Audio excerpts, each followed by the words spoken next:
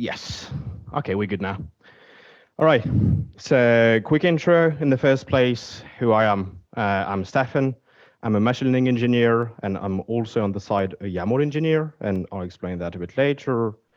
In my previous life, I was a data scientist, so I know the pain of working on models and then going from research to production, and I know like that pain very well. I'm part of a core machine learning and data engineering team, which is a fancy name, but we just help other teams basically to deploy their services at Wolt. So yeah, that's basically me. I used to do boxing, therefore why you have a yellow picture of me here. So yeah, so quick intro for ML at Wolt. We have machine learning about almost everywhere at Wolt, but we have different topics. Like there is one which is the supply and demand forecasting, which we're hiring for, by the way, from what I've seen. But it's like basically forecast the demand and the amount of courier partners that are going to be present in the next weeks. Then we have recommender systems. So when you open the app, for example, then we're going to recommend you like restaurants that you might like or that we think you might like. So if you're like vegetarian, for example, then what we want to do is to recommend vegetarian options. Then we have fraud detection, because also you basically have that everywhere now. We have what we call ticket ranking, which is to help the support, like or support member when you contact them because you have a problem.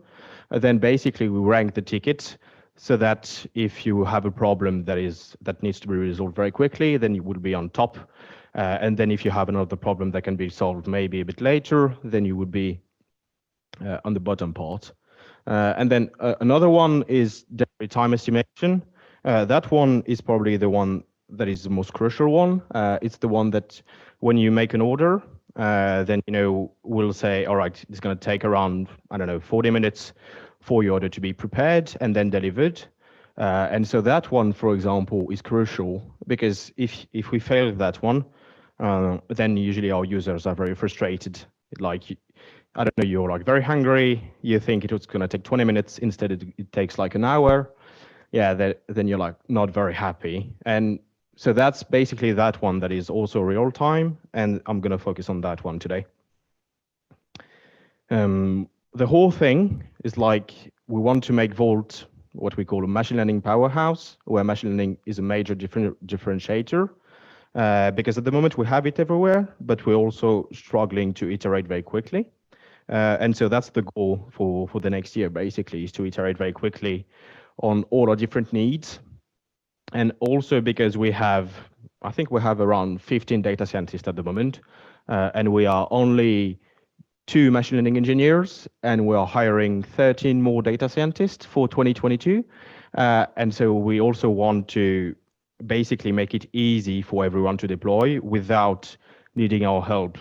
So that's what we're working on, basically. Yes, exactly. We also wanted to make it very easy to deploy at scale. We are very big users of Kubernetes, so we want our models to be deployed in Kubernetes as well. But we also want to avoid having data scientists writing even more code, because lately, like people tend to be like, okay, so data scientists need to train the model, deploy their models, write everything, and then it becomes even more confusing for data scientists, and therefore it takes even more time to deploy a model in production. So basically, we want to avoid that. So, like that's like let's say a typical machine learning lifecycle. So you have the research and development part where you formulate your problem, and then you make some prototypes, and then that's usually where you can either spend a week there or you spend 3 months, and then because you want the best model ever, and so then you're going to try everything. You're going to try like a lot of hyperparameters and things, but basically you have a prototype, then you evaluate your models, and then you're like, let's say you have a model that you're quite happy with and you want to deploy into production, of course.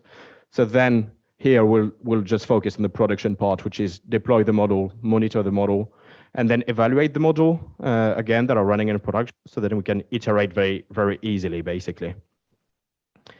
So yeah, now you have your model, and well, you want to deploy on Kubernetes, and then basically it was I was saying before, it's like if you are a data scientist and we don't help you, then you need to become an expert in like how to serve models, configure HTTP, gRPC, deployment, services, pods, HPA, VPA, KPA, readiness, liveness probes, and then the list goes on and on and on. And so we want to avoid that because otherwise you're never going to deploy a model in production. Or then you're going to deploy one, but then you'll be like, I don't want to deploy another one because it took me 4 months and it was a pain. So how we solve that? We are using an open source framework, which is called Seldon-core. And it basically allows you to deploy anywhere on Kubernetes. And then the very important thing is that it's machine learning framework agnostic, meaning that you can train your model with like, I don't know, XGBoost, scikit-learn, TensorFlow, and then you don't have to define anything special to deploy your model. We'll just take that, we'll just do everything for you, basically. You'll just write some YAML file, and then it will be deployed. And so that's like what's very, very nice. And then also, yeah, you have language wrappers for Java and Python. And you can also do some what we call advanced deployments. So, you know, like in data science, usually you can do some A/B testing, or you can do a lot of different things. And either you do it when you deploy your model, meaning that you need to create routes, you need to create something that, like kind of a router that will be, you know, distributing the payloads, or then we are using that, and then yeah, here you define two models. We'll see it later in the presentation, but you just define two models. And then you'll be like, okay, I want 50% of that traffic to go there, 50% of the traffic to go here, and that's it. You would have an A/B testing model, for example. Yeah, and then in the end, it creates REST and gRPC microservices, and then you're pretty happy with that. It's probably going to cover around 90% of your cases. So yeah, that's pretty nice. And how does it work behind the scene? Well, it uses JUnicorn. And then the Flask API. And so that's it. So that's what it's using behind the scene when you deploy. It will create your microservices, and then your model will be wrapped around that. And then if you're like, if you need to process a lot of requests, for example, then you can use multiple threads and also JUnicorn workers. But sometimes you also need to be careful there because, for example, TensorFlow doesn't like that at all. So for TensorFlow, you don't want to use multiple workers. Then you would probably use replicas. If you have a lot of requests to process. But basically, yeah, that's the idea. And then you have a service orchestrator, which is handling the routes. And then also you have your Prometheus metrics. You can also log your payload. So that means that then you can also monitor your predictions. So because like you might have a model that is like, for example, you're predicting how long an order is going to take, and then you can actually monitor the predictions. So then you can adjust your model, and then you can make sure that it's correct, and then you don't have, you know, drift, or suddenly your model becomes bad or something. So then yeah, you can do that out of the box without having to write code, and yeah, without having to be an expert in JUnicorn or Flask API or anything. So basically, yeah, that's what we're using. And like now you're a data scientist, you have your model, and you want to deploy your model into production. Well, that's what a basic Python component looks like. So you just have your model that you save. Like here, I saved it as a job-lib file. And then you just declare a class that is a Seldon component, which is part of Seldon-core. And then you're basically only loading your model. And then you're going to serve predictions. And that's about it for like the very basic component. So even if you're like, yeah, you don't really care about what's going on behind the scene, you just want your model to be deployed, well, it's around, I don't know, 30 lines of code. and then you're only loading your model, and then you're making predictions, and that's what and then everything will be done for you. So that's a very basic component. Then you can go like into more advanced stuff, but I won't go into details today. So yeah, how do we deploy models now? So very easily, it's basically what I was saying. You write some YAML files, and so that one here, the first one here, is an XGBoost example, and you can see like, so here you don't care, it's just like the API version, then it's a kind, but then you just declare the name of your model, and you also declare like where the model is stored. So here it's in GCS, it can be S3, it can be whatever you want. And you define the implementation. So if it's like XGBoost server, then you just write XGBoost server. If it's scikit-learn, then the implementation will be different. It would just be scikit-learn server. And then if you want to use GPUs, for example, well, you can have a Triton server. And so you just declare the implementation here as well.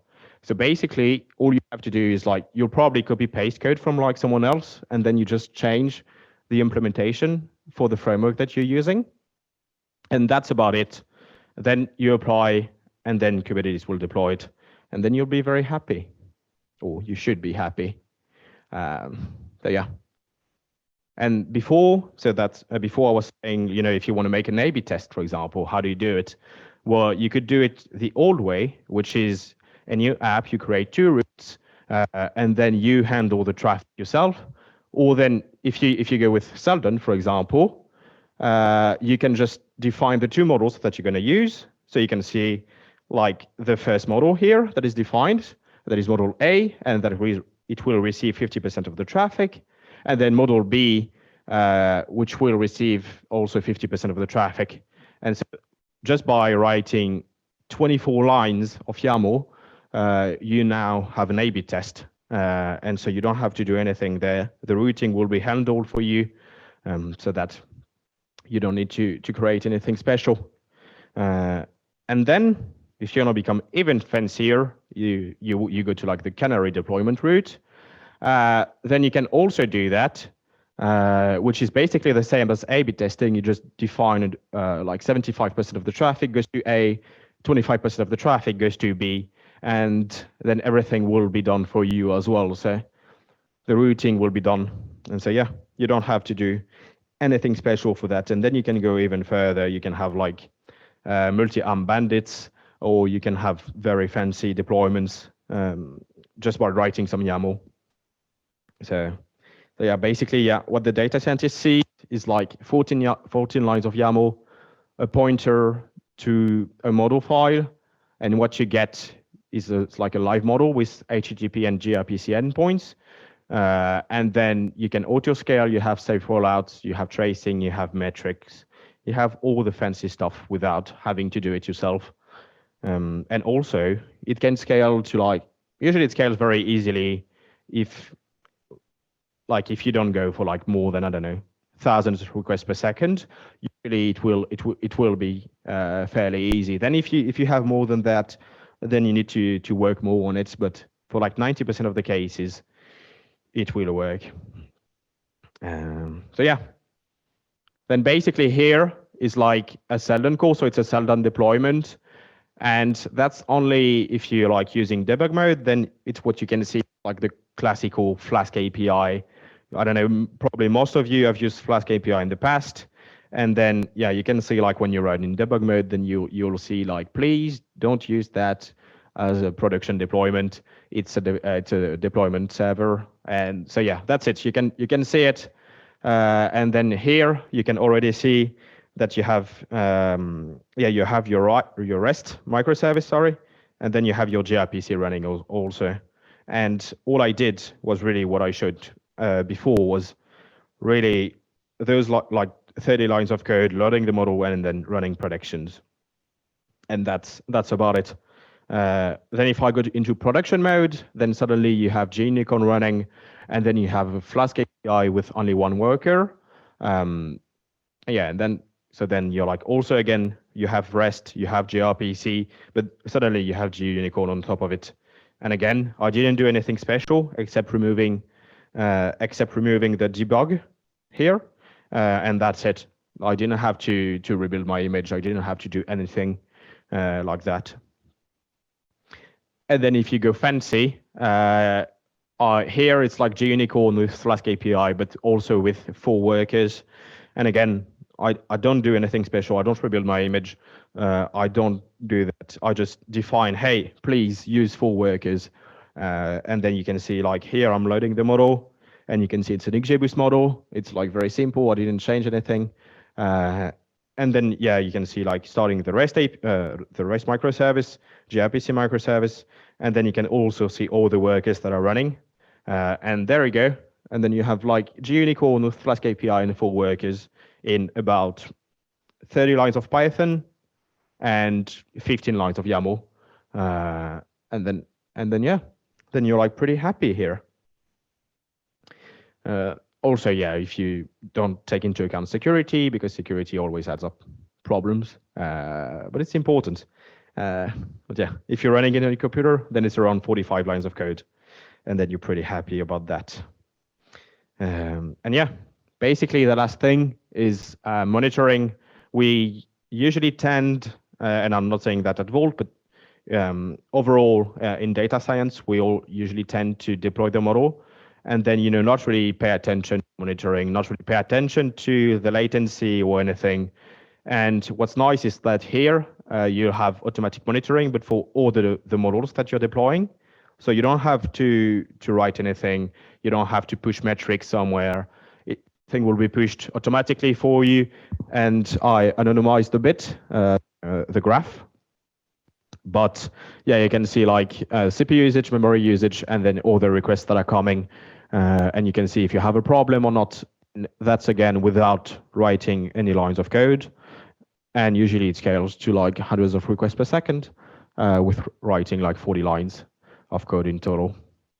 So yeah, basically that's how we do it at Wolt for real-time machine learning models at least.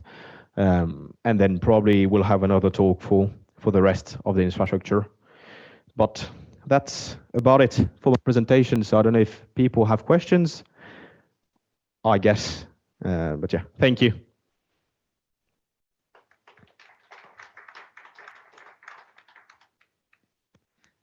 Thank you, Stephen. We actually have a couple of questions through the Q&A. So this one landed quite early in the presentation, so maybe the rest of the presentation actually answered this, but do you need DevOps resources for deployment on an ongoing basis or only for the setup of this system, for example, Seldon? Yeah, so for Seldon, for example, it's only for the deployment itself of Seldon on Kubernetes, but then everything else, you don't need DevOps. We do it without them. So yeah, you don't need them anymore. Once it's deployed, then you have. Once you know those 15 lines of YAML, you're good to go. Yeah. And another one, what has been the most painful thing about Seldon-core? Good one. I think, let me think a bit. Yeah, I think it's a bit on like how to balance between JUnicorn like workers and threads also, because it's also depending on the framework that you're using. And sometimes you go a bit blind there. You just assume that every framework is going to be nice if you use 4 workers or 10 workers. And you don't really realize that it's going to be a pain. I'd say that'd be the first one. Yeah, that's the main one, usually being depending on the framework, basically. Great, thank you, and keep those questions coming in the Q&A. I'm sure Stephen will answer the rest there. Thank you. Thanks, Stephen.